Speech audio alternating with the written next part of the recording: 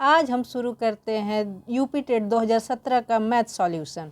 पहला क्वेश्चन हमारा है, सबसे छोटी अभाज्य संख्या है। तो सबसे छोटी अभाज्य संख्या हमारी ऑप्शन दिया हुआ है 2, 3, 5, 7। तो हमारा सबसे छोटी अभाज्य संख्या इसमें 1 ऑप्शन सही है, मतलब 2 होगी, क्योंकि अगर 3 हम लेते हैं तो 3 से छोटी 2 हो जाएगी, सबसे छोटी 2 है। तो हमारा ऑप्शन 1 करेक्ट। अगला क्वेश्चन है, एक रचनात्मक कक्षा में शिक्षक को निम्न में से क्या नहीं करना चाहिए। तो इसका ऑप्शन 2 करेक्ट होगा। विद्यार्थियों को सूत्र रटने के लिए कहना नहीं चाहिए, एक तो ऑप्शन 2 करेक्ट। अगला क्वेश्चन हम देखते हैं, किसी आयतन चित्र में आयत की ऊंचाई दर्शाती है।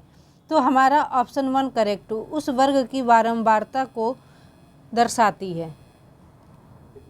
अगला क्वेश्चन हम सॉल्व करते हैं, यदि दो संख्याओं का अंतर तथा गुणनफल क्रमशः 5 तथा 36 हो तो उसके व्युत्क्रमों का अंतर है, हमको बताना है। हमने माना पहली संख्या हमारी x है और दूसरी संख्या हमारी y है। हमारा दिया हुआ इन दोनों का अंतर जो है 5 है, x - y = 5, और इसका प्रोडक्ट जो है x × y = 36 हमारा गिवन है। तो हमें अब हम क्या करते हैं कि हमको इसके व्युत्क्रम बताना है। इसको इक्वेशन 1 और इसको इक्वेशन 2 मान लेते हैं। तो इक्वेशन 1 को जब हम इक्वेशन 2 से भाग देंगे तो हमारा वैल्यू आएगी x - y अपान x × y = 5/36।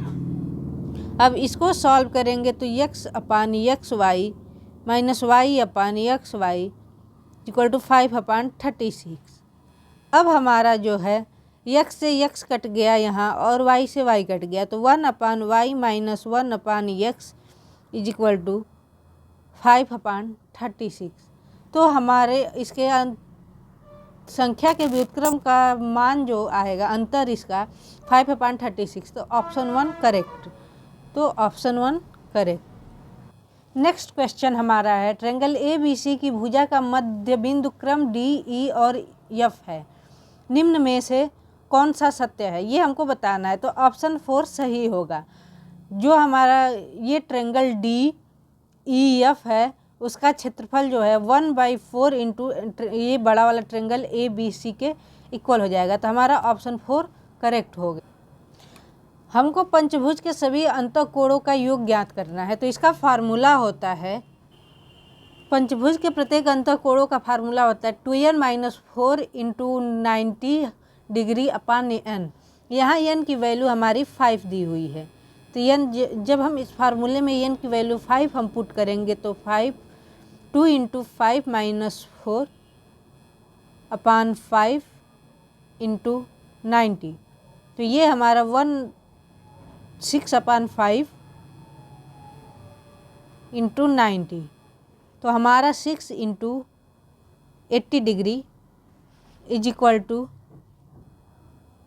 540 डिग्री आंसर आएगा। तो हमारा ऑप्शन 4 करेक्ट हो गया। अगला क्वेश्चन हमारा है, किसी प्राकृतिक संख्या का प्रत्येक अंक या तो 3 या 4 है।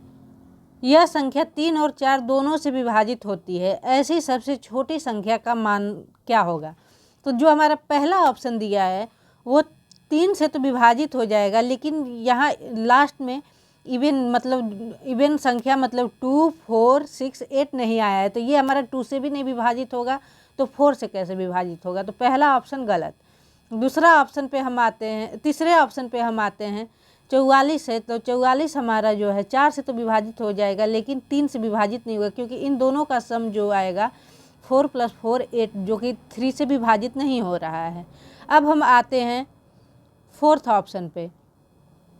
तो 4th ऑप्शन हमारा जो है ये हमारा 4 से तो विभाजित हो जाएगा। अब देखते हैं क्या ये 3 से विभाजित हो रहा है। तो 1 + 1 + 1 + 1 जब हम करेंगे अपान, तो ये हमारा 4 आएगा, जो कि 3 से विभाजित नहीं होता है।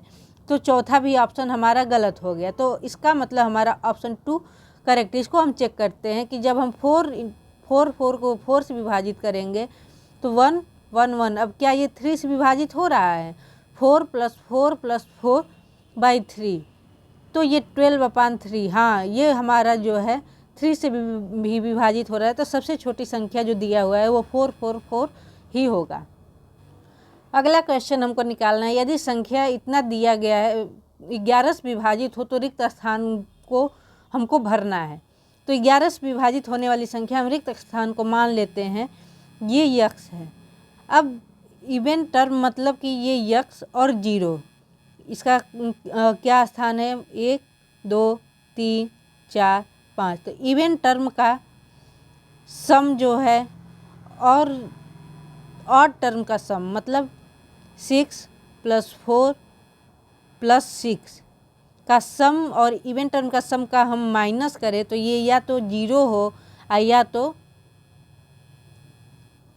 11 हो, इतना आना चाहिए। तो अब हम लेके चलते हैं, ये हमारा आएगा